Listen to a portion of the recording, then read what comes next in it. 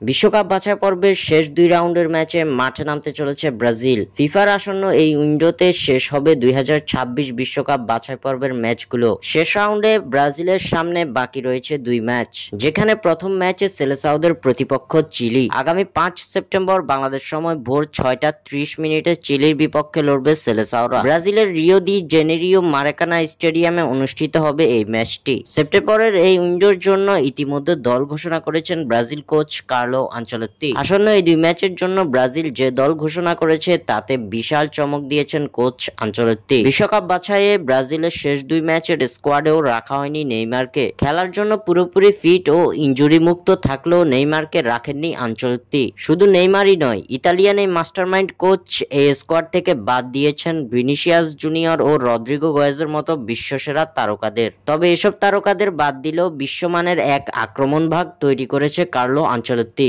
Neymar ভিনিসিয়াসদের ছাড়াই চিলির বিপক্ষে যে আক্রমণ ভাগ নিয়ে মাঠে নামতে যাচ্ছে সেলেসাওরা, তা দেখে হয়তো ভয়ে কাঁপবে আর্জেন্টিনা সহ বিশ্বের বাঘা বাঘা দলগুলো। চিলির বিপক্ষের ম্যাচে ব্রাজিলের আক্রমণ ভাগে থাকবেন কারা, তা এবার জানিয়ে দিল সেলেসাও কোচ কার্লো আনচেলত্তি। চিলির বিপক্ষে সেলেসাওদের আক্রমণ ভাগে নেতৃত্ব দিবেন অভিজ্ঞ রাফিনহা ও গ্যাব্রিয়েল মার্টিনেল্লি। এই দুইজনের সঙ্গ দিবেন তরুণ চেলসির ২ তারকা জোয়াও পেদ্রো ও এস্তেবাও উইলিয়ান। চিলির বিপক্ষে ব্রাজিলের আক্রমণ ভাগে যারা থাকবেন তারা হলেন Raphinha, Gabriel Martinelli, Joao Pedro ও এস্তেবাও উইলিয়ান। দর্শক, আপনাদের কেমন লেগেছে ব্রাজিলের নতুন আক্রমণ ভাগ, তা আমাদের কমেন্ট করে জানাতে ভুলবেন না। স্বাক্ষর থেকে সাদবির ইসলাম।